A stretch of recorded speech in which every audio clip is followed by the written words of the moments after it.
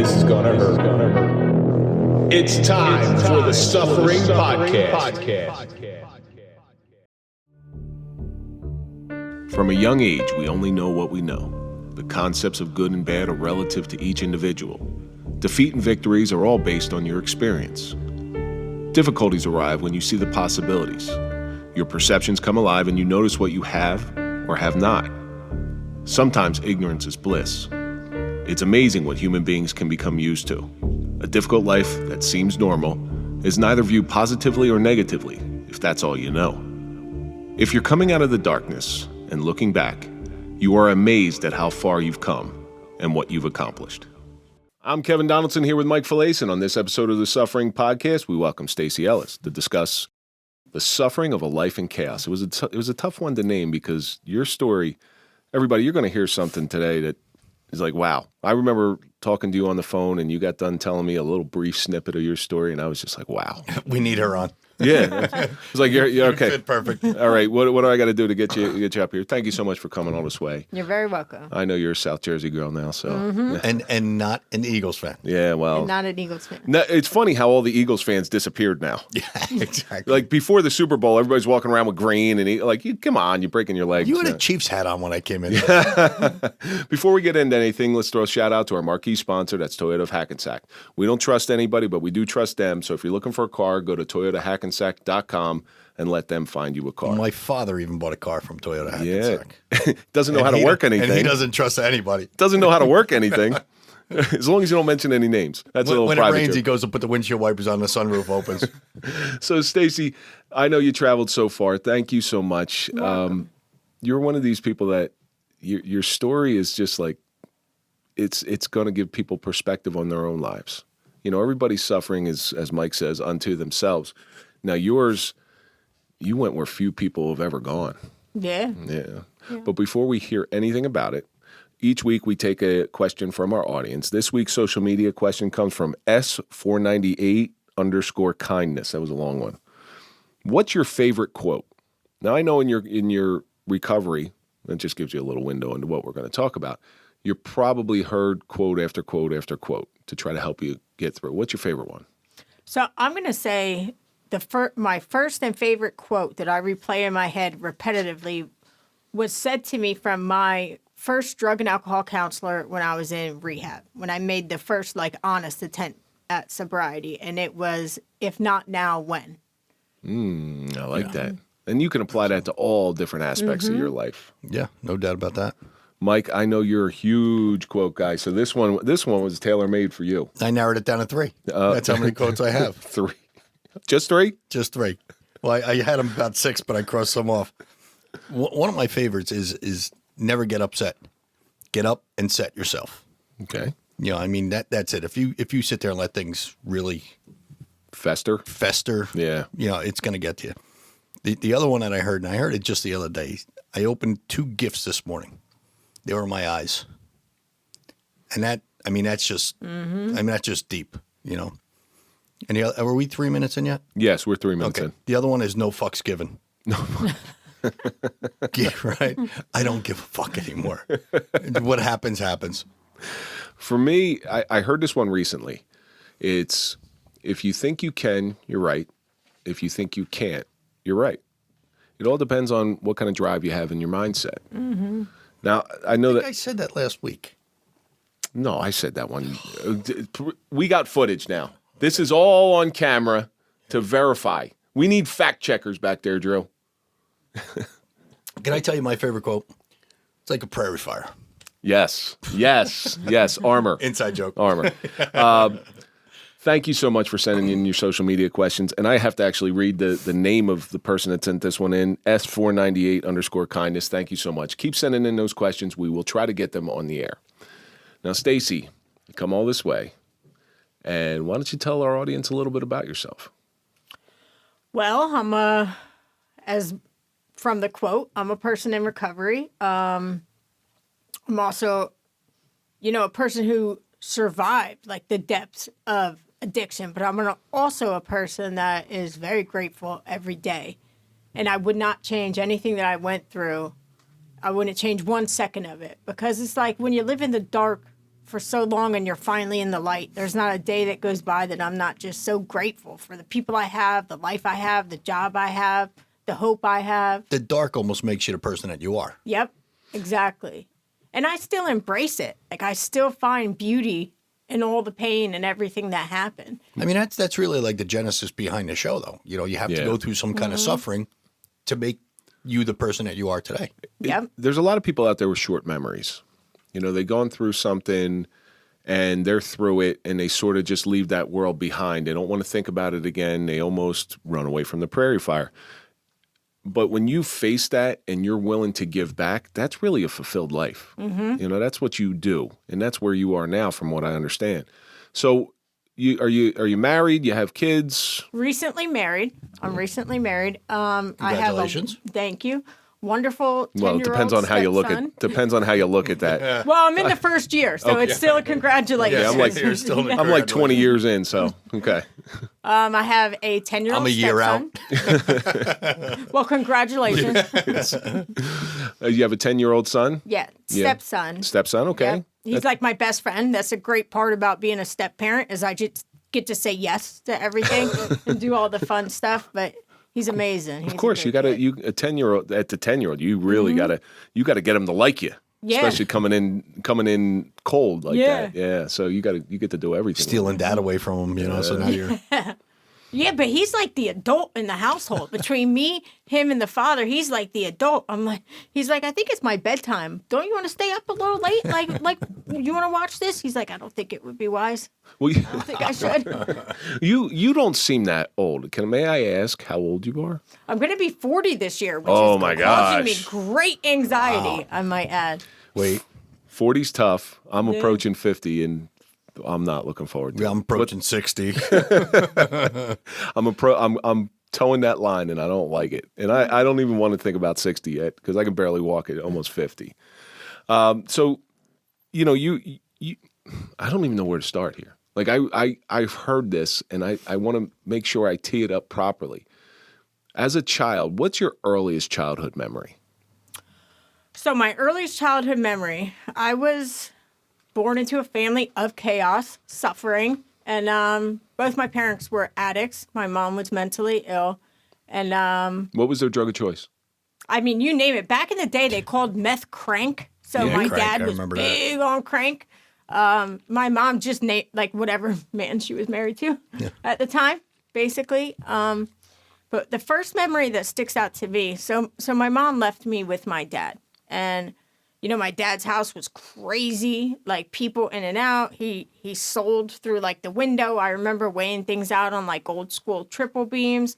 But the most thing I remember about that, despite all the chaos, is I felt loved. Like maybe he didn't know how to be a dad, but he knew how to love me, and I felt loved. And I remember I had to be probably 4 years old, 3.5, 4 years old, in the yard playing, and the yard had like rocks. And this woman who I didn't really know her to see her came to like this gate, and like I recognized her voice, and I just remember running to her. And I distinctly remember I was running, like these rocks aren't hurting my feet, but it was my mom. Yeah, you know, so just because you have an addiction doesn't mean you don't love your children. And there's a case in point. So one of the first times I ever saw something that just really turned my stomach, where I worked as a police officer was a conduit line from Newark to Pennsylvania with the drug trade, with the heroin trade specifically. And they would always pull over in my town and get their fix before they headed back. After they pull over in your town. You're right. And they had an infant in the car. It wasn't an infant, probably 8-9 months. You know, it was in a car seat. But I was so young; I didn't have children at the time, and I didn't know. I've never even held a baby. Like that's how green I was. And I remember we were wearing our long sleeve shirts. We get the people out. There's 3 of them in there. There's 2 guys and a girl, and the girls, there were the parents were there. And I held this baby, and the baby's diaper was so wet. Now, diapers can hold a lot of stuff. Yeah. The diaper was so wet that it soaked my arm. And I said, and I'm like, you motherfuckers. Like, I was so mad at the parents. But this will show you the parents' love.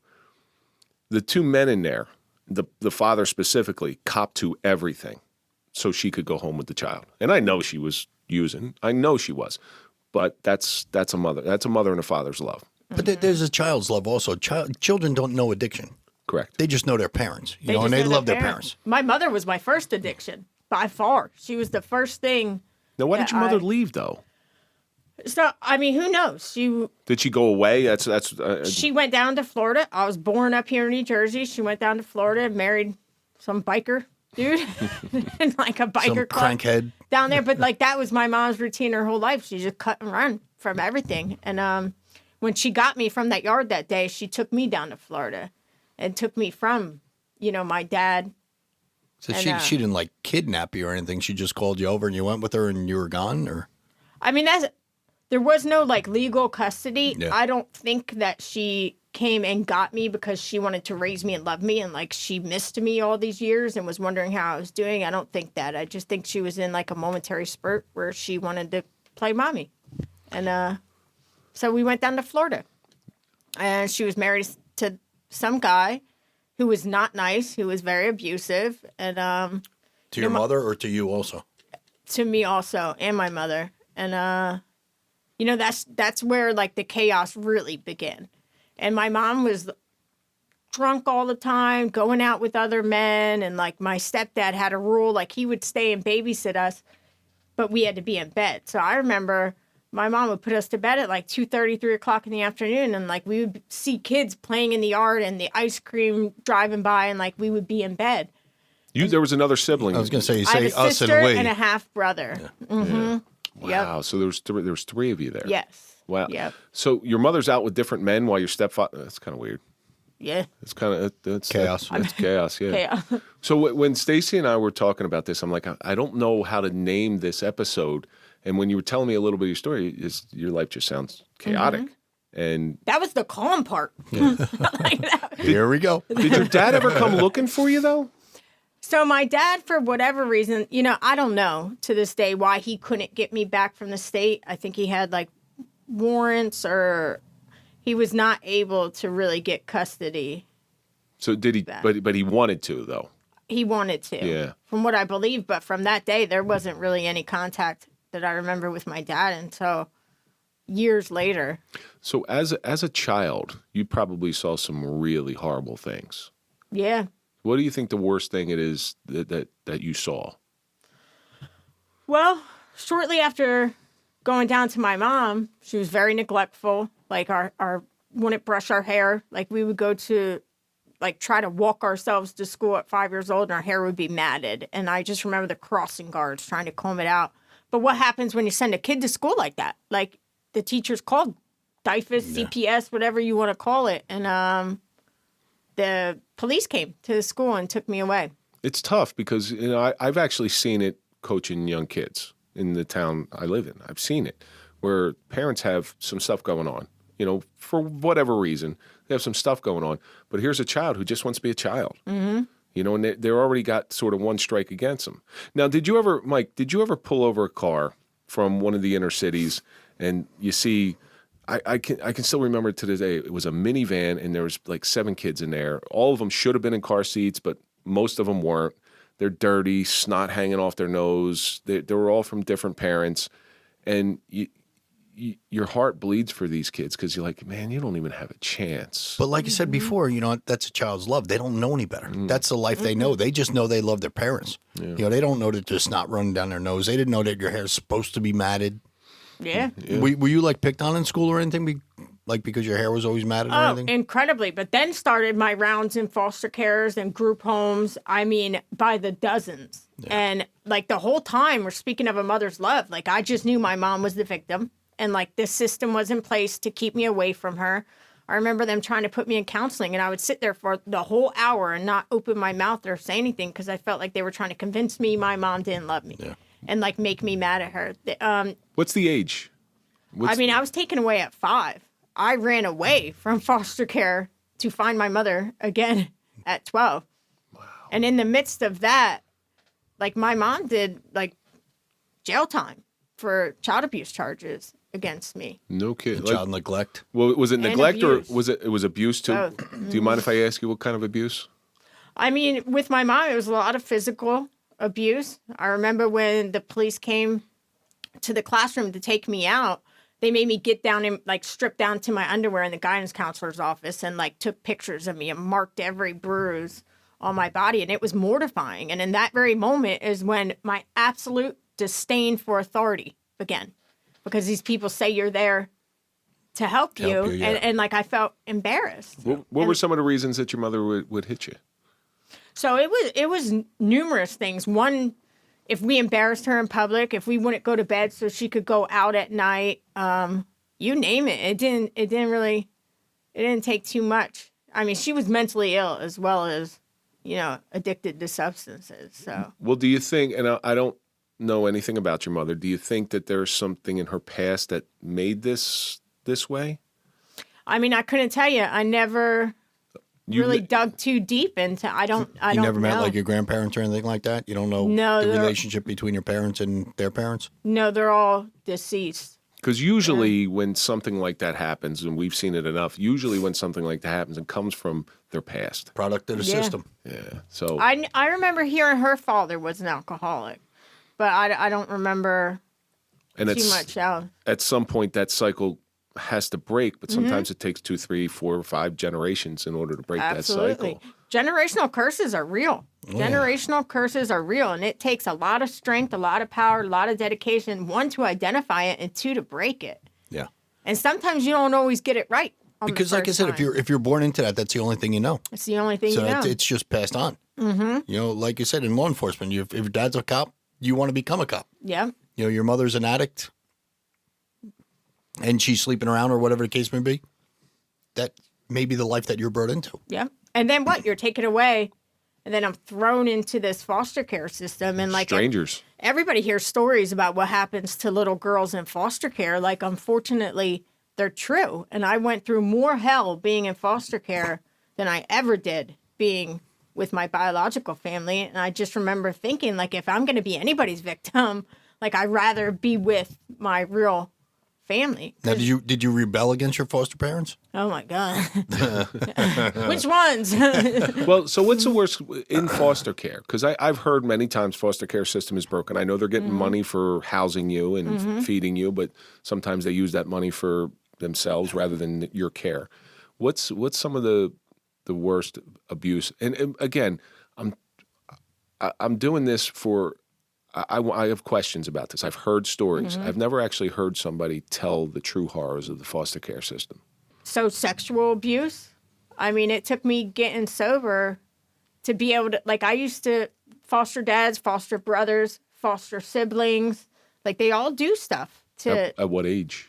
I mean, starting 5. Oh, my God. And then I would have periods of time where I was in, like, a decent home. I had one really good foster home that, to this day, I love them, and like they were good to me. I'll get to that later, but they were really good to me. But almost every single home, and then you're put in these group homes, and you're around other kids who were sexually abused themselves, and that's what they do to you. And I never told anybody, because no matter what, like, you're used to wherever you're at. So if you tell and you're taken out of that home and move to a different home, you now have to switch schools.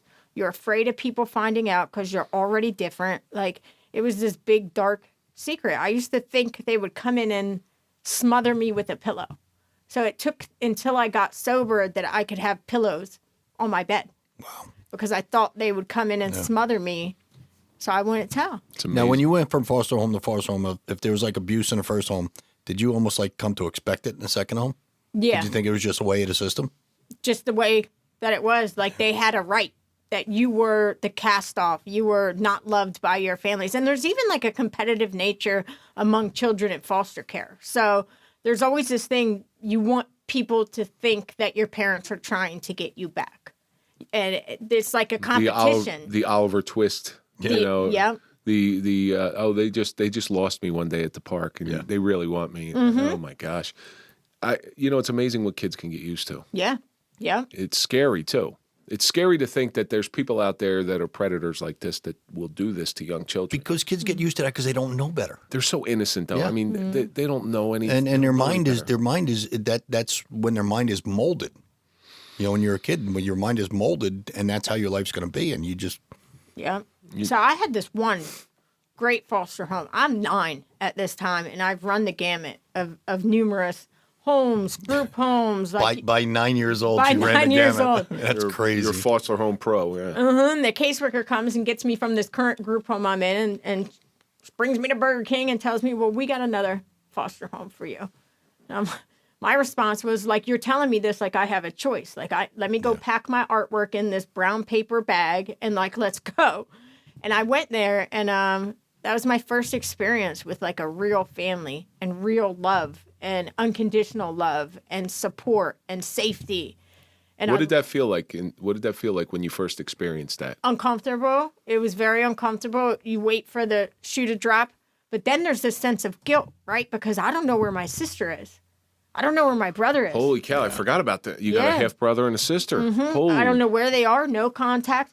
My mom had visitation every Wednesday for an hour, and I would go down to the state building and I would sit there, and she never showed up for years. Your mother wouldn't show up. My mother would not show up, and I would sit there and I would go back to these homes and I would make up these lies. Oh, my mom came and like she gave me crap for not doing my schoolwork, and I just was so scared that if somebody knew my mom didn't love me, that they would deem me unworthy of love also. So like I built this wall and nobody knew the truth. And then I got to this home, and I mean, I acted out. I mean, I gave them a run for their money, but they did everything they could to solve it. And it got to a point where they wanted to adopt me. Well, that guilt that you're talking about, was that guilt, did you feel like you were damaged goods?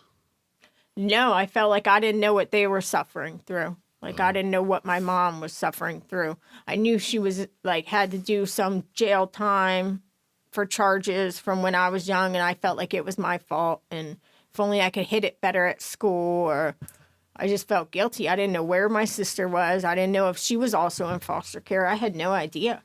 None.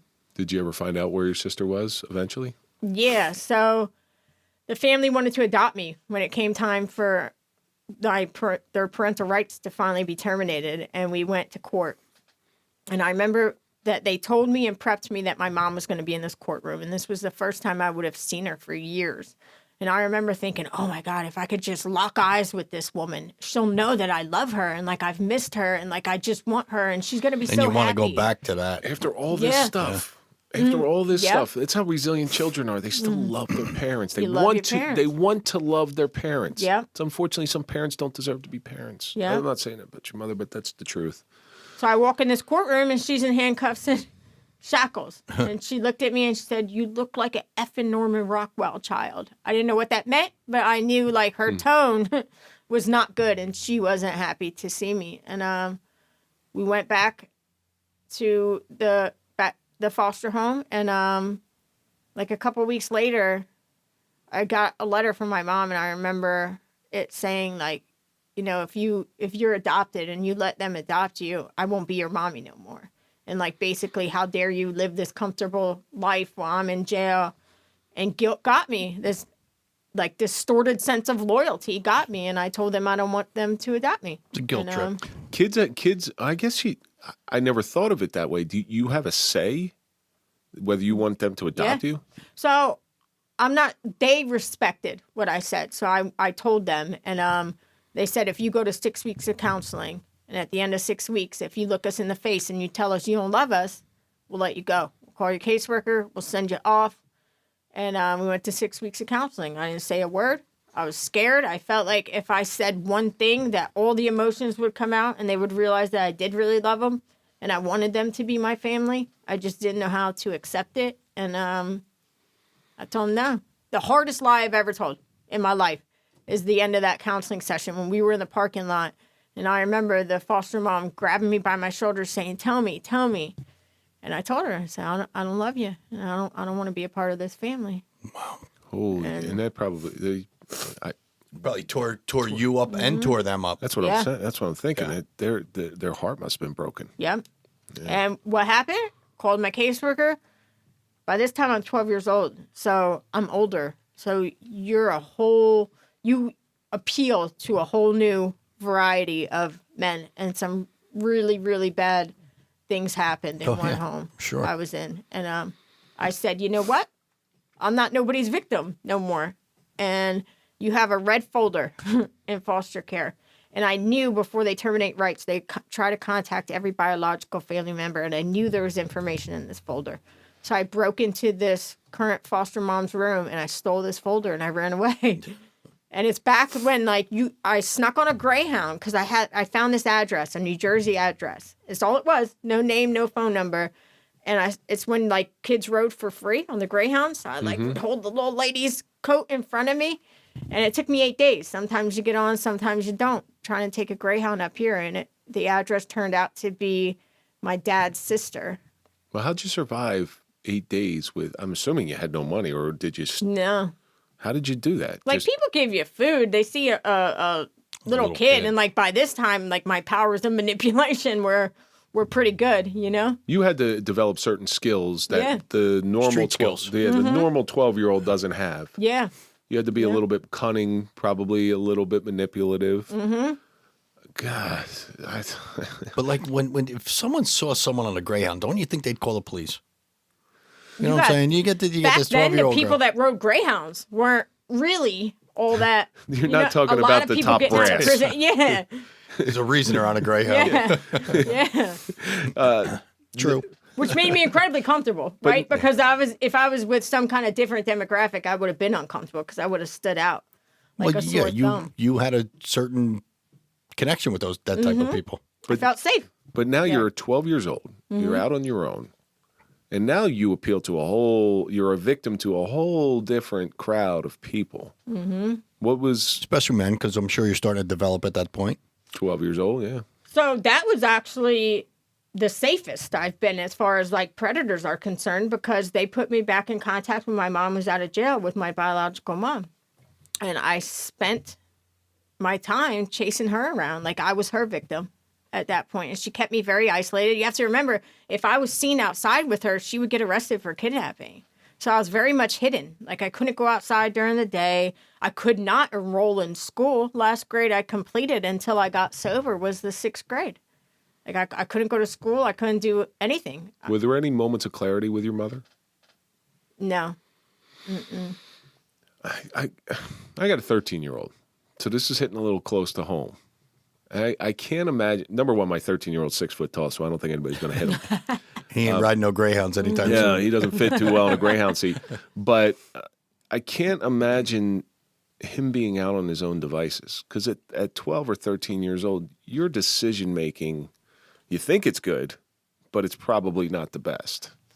But I didn't even have the luxury of running in crowds. I was hidden from the world, fully dependent on my mom.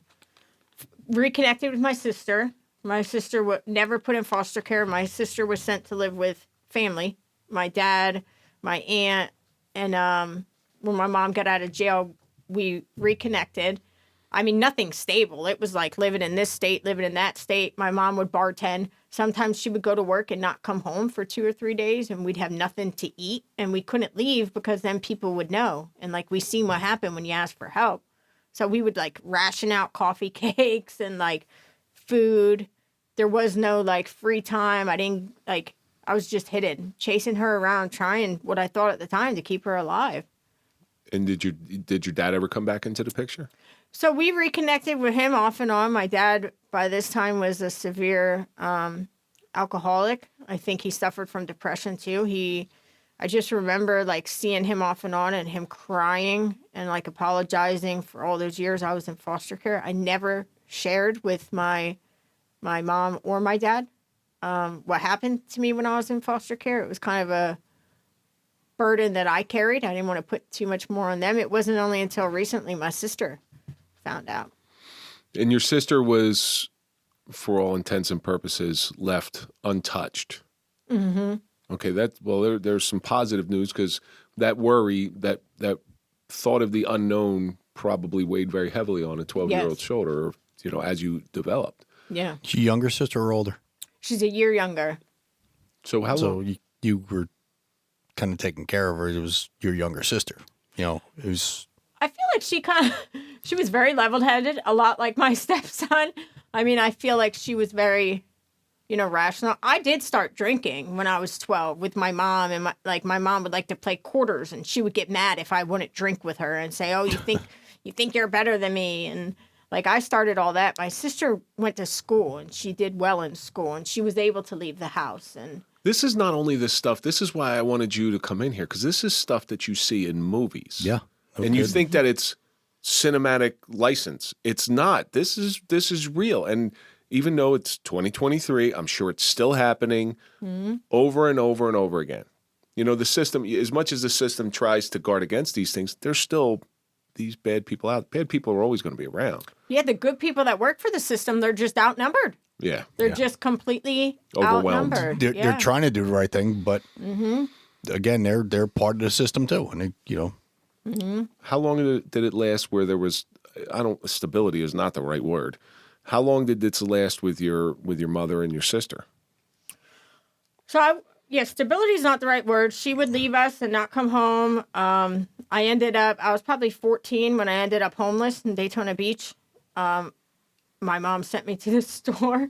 This is, like, I laugh about it, but I'm in touch with the fact that it's not all that funny. You know, I sometimes don't realize, like, how dramatic this stuff is until I say something and see the look on somebody. To me, it's normal. It's all I knew. So I got sent to the store, and I come home, and she's gone. And she's like, we lived in some seedy hotel, and she's like packed and moved. And that's when I ended up. So your mother, wait, hold on a second, time out. So your mother sends you out and then just leaves by the time I get back. Gone. Where was your sister at this point? fuck is this My woman? sister was back with my dad. Who the fuck is this woman? Yeah. God damn! How do you do that to your blood? It's a foreign concept to me. It really is a foreign concept to me. And you know, kids, especially at that age, 14 years old, will, you know, they'll start rebelling against their parents a little bit, and they'll say, "Oh, I hate you. I hate you." Really? Do you? Well, let me introduce you to Stacey Ellis. Okay, you say you hate me. I'm going to show you when the hate is, because I don't know whether it was hate or not, but it sounds a lot like resent. You sound like your mother really resented you. I felt like she did. I And really do. if I went out and I came home, my door was locked and I couldn't get in, I felt like I was homeless. You know, and I knew my mother was coming home soon. You know, it's just my door was locked. How do you come home to nothing like that? And it's not even shocking in the moment because you expect things like that It's weird. from her. It's Like it's strange to expect. just like, that. what now? What next? But what do you do at that point? You go to the hotel and she's not there. I mean, what's your next step? So, I mean, luckily Daytona Beach has a lot of hotels. I used to sleep on like the lawn chairs out back of the hotel. Weather's decent. Weather's decent. And that's about it. And just putz around. Then I started getting into the drugs and the drinking and heavy acid use Well, at so that point. there was a short time in my life where I was homeless, and we're talking like 3 weeks.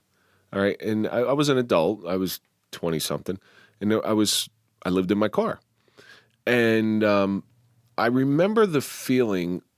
You try to find some place. At least I had a domicile, which was my car. I remember trying to find a place just to bed down for the night. You know, half the time I'd get woken up with a flashlight in my face, making sure I was okay. But I remember the hopelessness, like the hopeless feeling, like this is it. This is how it ends. Did that ever cross your mind, like that hopelessness overtake you? So a few times, but I honestly can tell you I felt grateful that I wasn't in foster care.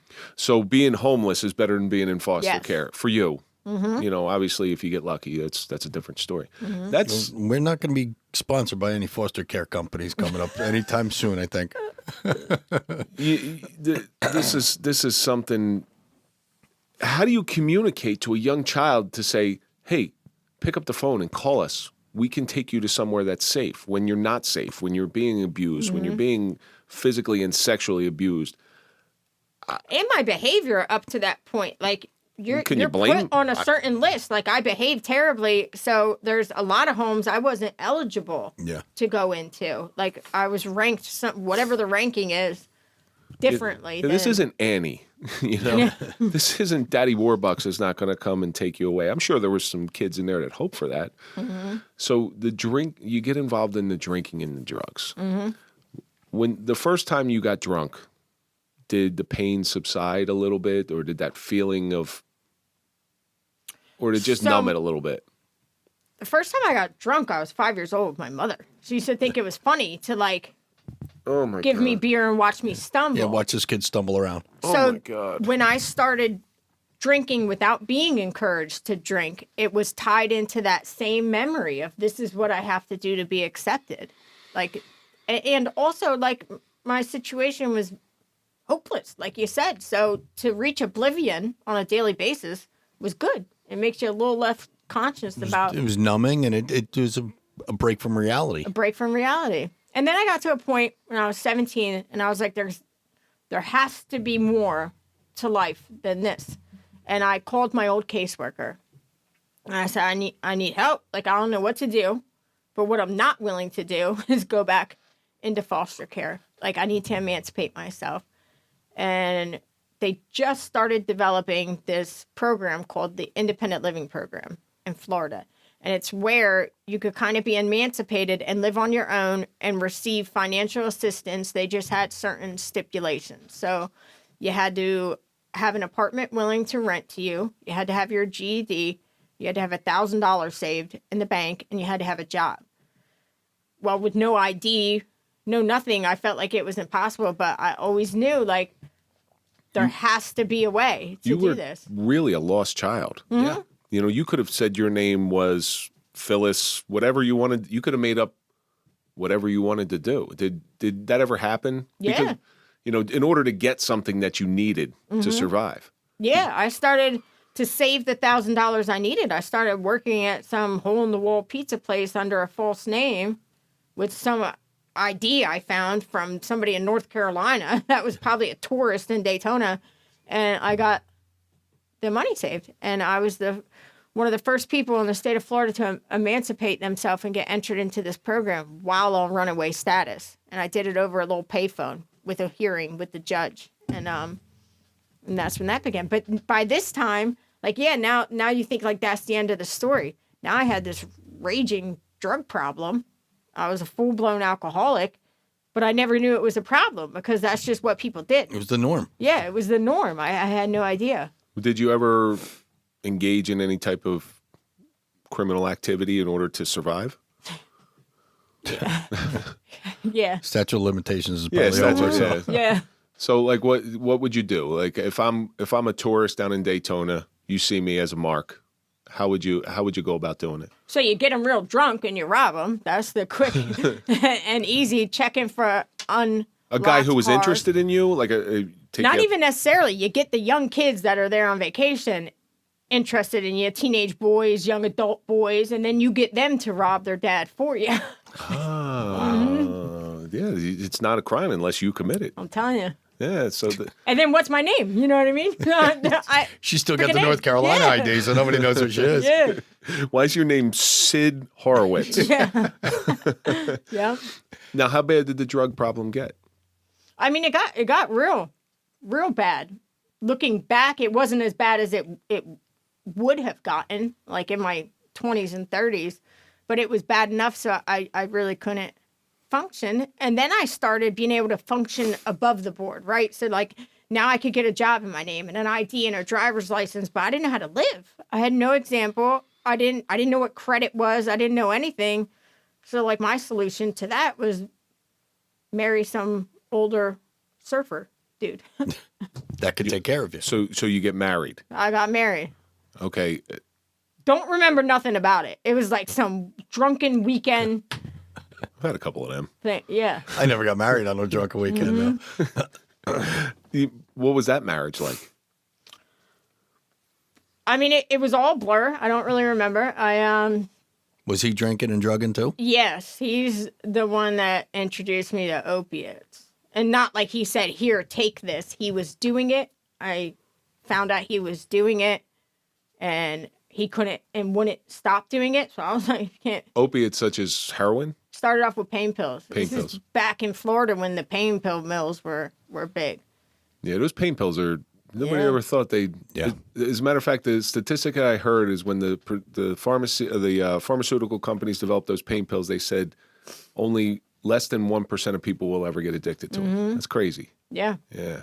And I didn't know. I just started taking them. And then we started having, I don't think I ever took the marriage seriously. It was like a Marriage of convenience. It was just a marriage of convenience. He had his life, I had my life. I can't ever tell you that I feel like I was like completely in love with him, and like I always knew it was temporary. And At least it was something, the illusion of stability. the illusion of stability, that's what I was aiming at. And right before we got married, I came home. This is when answering machines, I'm really aging myself now, were out. And I come home and there was a message on the answer machine from the foster parents that wanted to adopt me.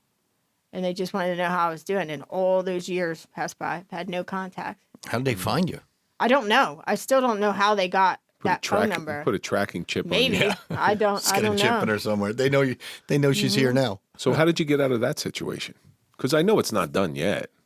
No. So the marriage started becoming chaotic. My mom was back in and out of my life. She was very sick. Like her looks started fading, so she couldn't latch on to like guys for money and stuff anymore. Very mentally ill. Refused to get any help. Addicted to crack at this time and alcohol. And, I thought the next best thing to do would be let's have some kids, right? Like, There's maybe another. I'll get pregnant. If the marriage is going bad, let's just have kids. Let's have some kids. I can't stop drinking and doing drugs. Let me just get pregnant and see how that works out. Yeah, how did that work out for you? So it didn't. So I remember giving birth to these kids, and I have identical twin boys too. So I remember holding them, these little tiny, tiny babies in my hand, and looking at them in the face and saying, I will never do to you what was done to me. I love you. My life is going to be for you. Like I was put on this earth to be a mother. Every decision I make from here on out is going to be what's best for you. And there was somewhat of a sense of normalcy for a couple years.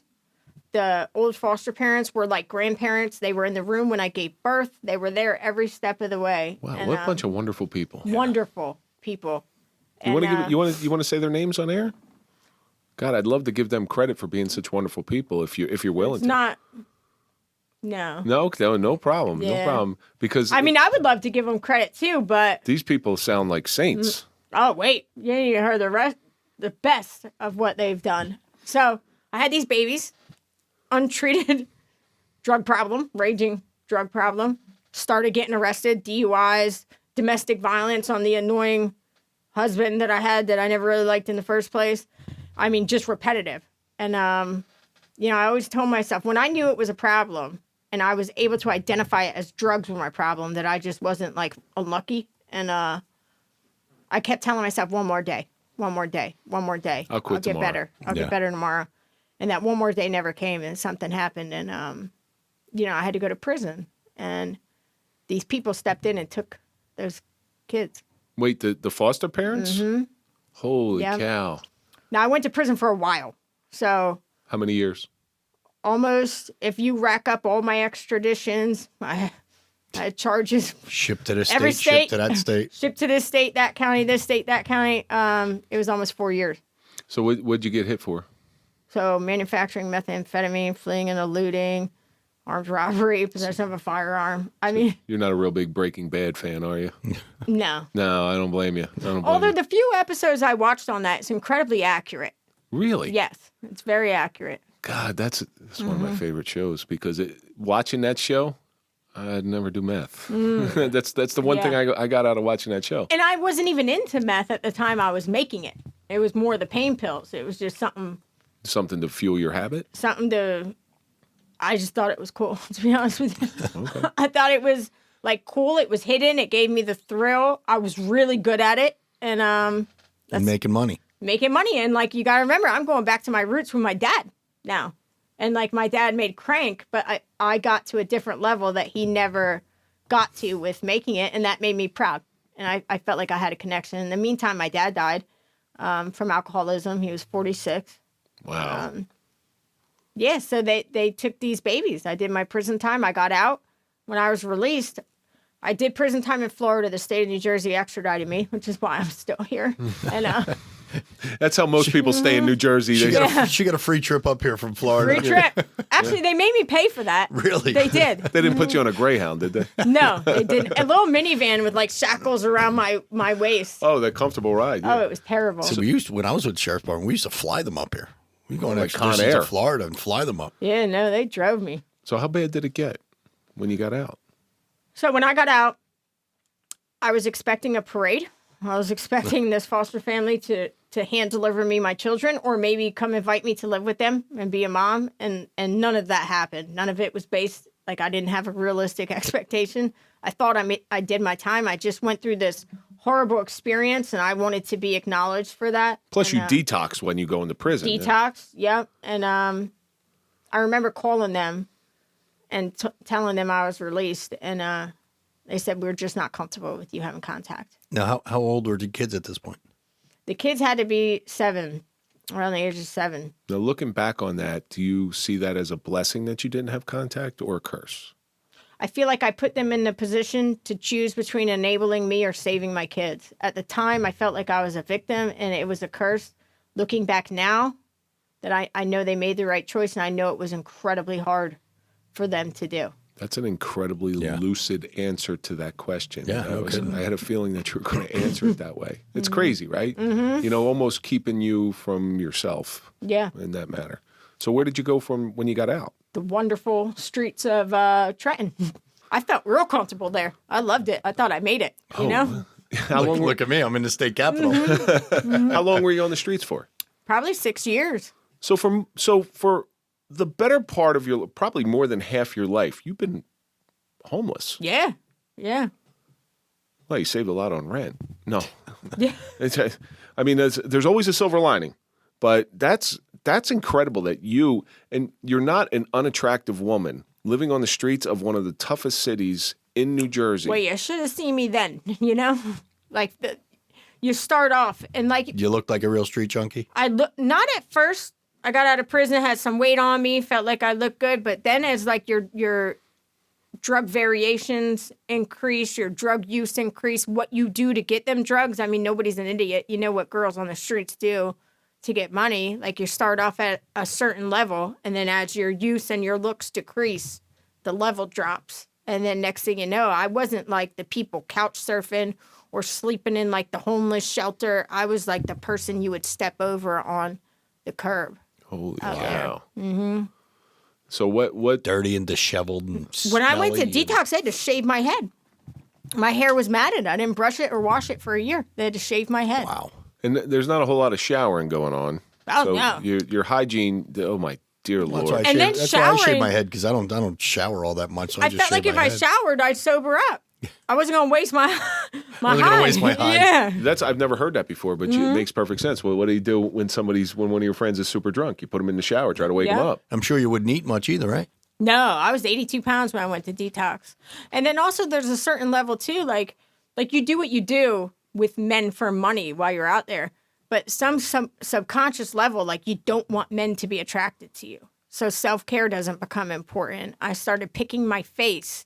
Like, and I didn't tie all that in together until later, but I think it all correlates. Well, what when you were homeless, what drugs were you doing?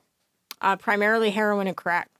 So I know that's a big thing with meth. I don't know if you've ever seen that Faces of Meth online. Yeah. And these women look one way, and then you just see the digression of it. It's really They're all scabs. Yeah, it's really sad. Yeah. It's very, very Were sad. you all scabbed up and everything too? Yeah.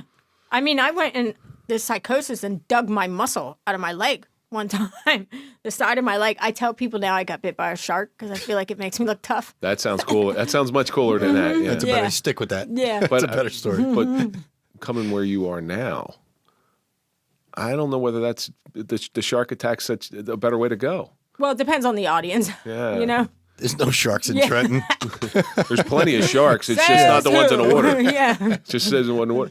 But it's amazing that, looking the way trying to make yourself look unattractive, and men still do what men do in those areas. Isn't that? God damn. I don't know. It's a very foreign world to me. Now, like, what year was this? 2011. Maybe I was out there longer than I thought. 2011 to me. I finally got sober in 2018. So was the weed man down there back then?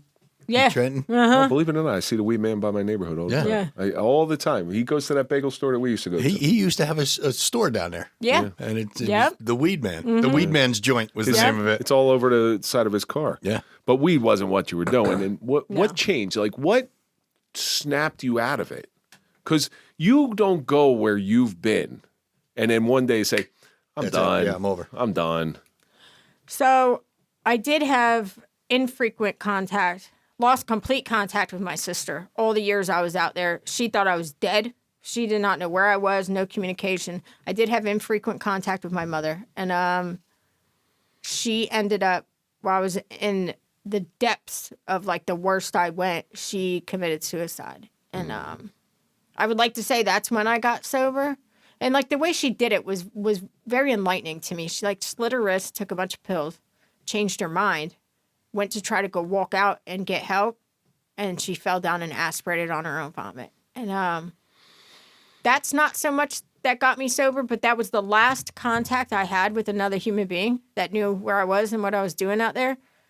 So I just remember being in like this abandoned house one day, trying to do what I do in my neck by candlelight and a little sliver of a mirror. And That's where you would shoot in your neck? in my neck. Yeah. And I got a glimpse of my eyes in this little sliver. And it's not how bad I looked, because I didn't think I looked bad. I didn't know. It was that I seen nothing looking back. I had no soul, no purpose, no nothing. Looking right through yourself. Looking right through yourself. And I realized that if I were to die out there, there'd be nobody to even claim my body. Nobody would even know I was missing. Nobody knew where I was, what I was doing for many, many years. I was written off for dead a long time ago. Like you said, your sister thought you were dead anyway, right? Yeah. Mm-hmm. That's got to be a weird feeling. Just you're faceless, you're nameless, you're soulless. Jane Doe. Yep. Very lonely feeling, but that's almost what I was seeking out there. I was taught and preconditioned, like through my childhood, don't stand out. Don't let nobody see you. You have to remain invisible. Like you have to. And then there was this nonprofit, and they used to go around and like help you get into treatment. And this one founder is called Heroin Kills New Jersey, and I was in contact with him for years, and like he would drive up and down the streets, and he would see me, and I would be like, oh, I'll call you tomorrow, I'm good. And like he knew, he never confronted me on anything I was doing. It's a faith-based organization, and I thought these people were just trying to earn their way into heaven at the expense of my soul. And then one day, like I don't remember why, how, or when. I mean, I had plenty of stuff to feel well, and usually that's not when people reach that poor when they point. run out, yeah. It's when they run out. I had plenty of stuff to feel well, and I just couldn't take it anymore. And I remembered their phone number, and I called them, and they were there within 15 minutes to pick me up and take me to Detox. And I go to Detox. I don't know how to live. I didn't really like withdraw too many times. Like I was able to like stay doing what I was doing, and no idea what the future would look like. No family, still not in contact with anybody. Didn't know any phone numbers, didn't know anything. You had to relearn everything. Everything. And these people showed up and they visited me every visitation day. Every visitation day, they found a halfway house, put me through a halfway house, came on family day. Like I still have the towels. This lady, Diane, who was like my mother now. Like I just love her. And I would not be here if it wasn't for her. Always believing in me. She brought me these towels and wrote my little name on the tag, and I still have them. Yeah. And that's the reminders. The reminder of where and when. Do you keep any other reminders of your time in the depths? So I had things like my name tag, but when I checked in to Detox, the only thing I owned for some reason in my psychosis was this broken mop bucket. And I carried this thing around with me. I have no idea why, but like I had an attachment, and like I remember signing out and them giving me my mop bucket, and I was like, what is this? Like, is this a joke? But it was a broken mop bucket. There were maybe something, there's something to be said. Maybe your soul was in that bucket, and you're trying to put it back in you. Yeah. Did you OD at all? Oh, plenty of times. Plenty. It's like, do you understand how Stacey just said that? Did you OD? Oh yeah, plenty of times. Yeah. Sure. No, sure. like Narcan and going to the hospital and all that, or Narcan, being taken to the hospital, waking up in the hospital, them shuffling you out of the hospital. They cut off my clothes, so I would shuffle down the street in like a hospital gown, find clothes on the side of the road, put them on. I had trouble identifying like letters and numbers when I first got sober. Like I knew what it was in my head, but I had trouble making my mouth say it. And I mean, I have to assume it was a result of so many overdoses. I don't know about you, Mike, but I'm assuming it's the same. Narcan for police came out after I retired. Mm-hmm. But everybody tells me that when somebody gets a dose of Narcan up their nose, they wake up and they're super pissed because you took away their high. Oh, it's the worst. It rips the opiate off the receptor sites in the brain. So not only are you not high, but you're sick. You're in full-blown withdrawal. Oh, my gosh. Yeah. But Especially from heroin. They say that's the worst. The worst. And there's you're alive, but you're in a lot of pain. You're in a lot of pain. And like doing what I did to make money, it's not like I could just go and buy more stuff. There was things that had to transpire and take place in order for me to get what I needed that were real hard to do sick. And, I'm sure. we'll keep it at that. So you get clean and sober. You're looking at life through these different eyes. Mm-hmm. What was the first thing when you finally got sober? What was the first thing you noticed about life? First thing I noticed was I didn't know anything about anything, and I felt light years behind everybody else. But what I knew being in the halfway house before I was even out on my own in sober living, I knew I wanted to help other people, and I didn't know you could go to detox and like the state would pay for treatment. I always felt like rehab was for people who had families that loved them and would take them there. I didn't know that was available to me.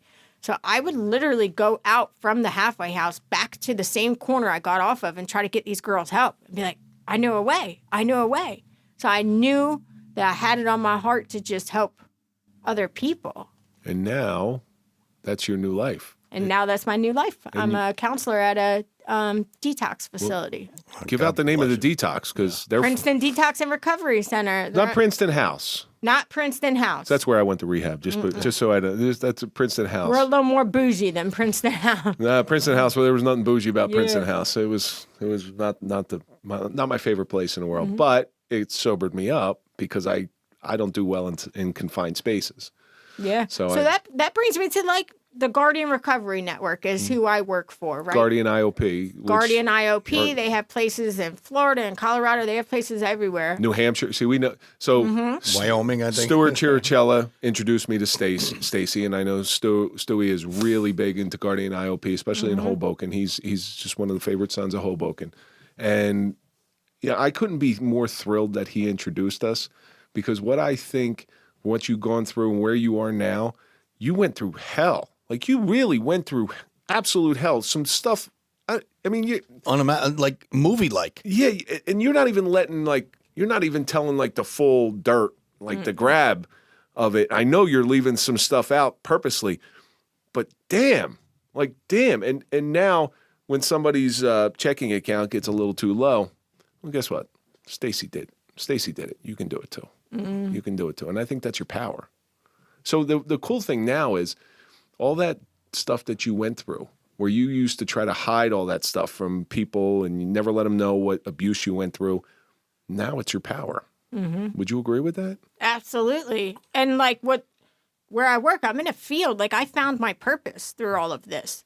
I work at a place where like I still get intimidated. Like I'm light years behind other people. And I come into this place and they see that I care. And they invest in me. They invest in my education. They invest in my future. And like I get to sit across people every day in a detox at their point of surrender.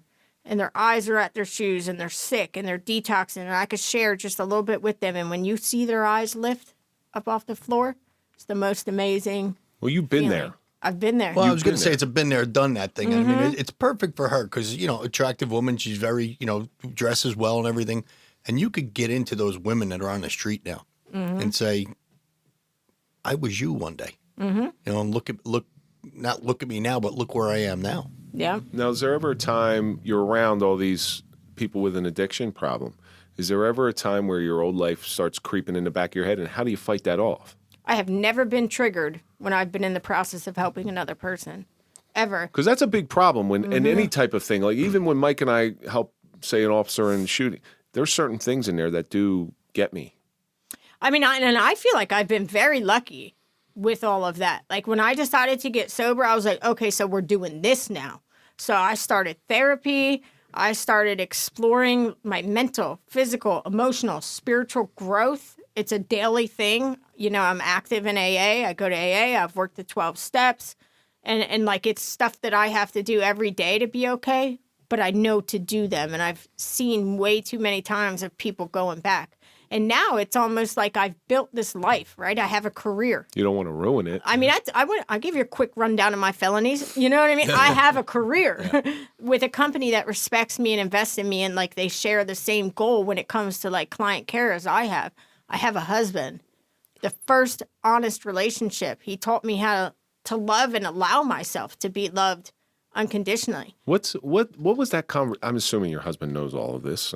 If he doesn't, he will now. He'll know in a couple of weeks. Yeah. So what was that conversation like with this man that enters your life? Probably mistrustful, because your relationships with men probably haven't been really upstanding. What was that like when you first let this go with him? So he never pushed me. He never questioned me. I met him in AA. I was going to say, was he from the same lifestyle? So like he would hear me tell my story, like he knows what it is, but we never discussed things privately until I was ready. And he never pushed me. And I mean, the hard part is I still have an instinct to cut and run. So like I've been hyper vigilant. Oh, what do you mean you drank my water? You don't respect me. Like, you know, and he's a very patient man, thank goodness. And, you know, he just honors my process and he lets me do what I need to do. But he's also like one of the few people, you know, kind of rough around the edges with my people skills because of how I grown up. He's one of the people that could come to me and tell me like, you know, you're getting a little out of control with your tone. Watch yourself. Yeah, watch yourself. And I'll listen. Now, give the name of of your network, please, again, because they do some wonderful work, and I want to give them all the props that we can give them. So why don't you give out some plugs? Guardian Recovery Network. They have, I mean, in my opinion, the best detox in New Jersey, Princeton Detox and Recovery Center. Excellent family support every step of the way. The family is included in the process. Our goal, nobody leaves our facility without an aftercare plan in place. We start day one, point of intake, planning their aftercare. We don't just say, oh, you know what, like, you want to go home? Go home. Like, we do our very best to support the family all along the way and the client and refer them out and, like, find a facility for them to transfer to that will meet their needs accordingly, whatever that looks like. So, Stacey, we're coming to the end here. Mm-hmm. I can't. Some of the stuff that you talked about has scared the shit out of me, but it's also inspired me, and that's kind of the concept of our show. It's darkness can inspire, especially when you start seeing the light. Of all the suffering that you've gone through, what do you think it's taught you? So nothing is given in this world, but there's a lesson in everything, and pain can be beautiful too. Pain is absolutely beautiful. I'm like attached to my pain somewhat because I think that's what makes me effective at my job, but I also think that pain is what makes me grateful every day. It makes you who you are today. It makes me who I am today. One quick question, and I don't want to prolong this, but your sons and the former foster parents, do you have a relationship with them? So one of them found me last year, and just a quick message on Facebook said, I don't really want to know what happened. I just want to know who you are. And I went down and, you know, I got to meet this kid. And, like, I didn't know. In my head, it's this little tiny boy. And, like, this man walks in the room. But it was the most familiar stranger I've ever seen. He had a calic in the same spot and a mole in the same spot. And I didn't question why, you know, he was the only one ready. And then a few months later, I reached out to the foster mom and asked if I could take her to lunch. And I drove back down to Florida and took her to lunch. And all these years, she thought that I was mad at her. And we just hugged and we cried. And she said she was sorry. And I said, I'm sorry.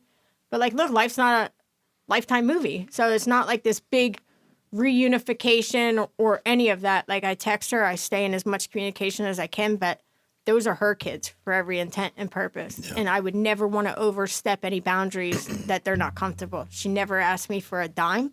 They never asked me they knew I wasn't in a position to pay, but I'm just very grateful for what they did. You did give so you did fulfill your promise to those little babies. Mm-hmm. You did give them what you didn't have, which is a home.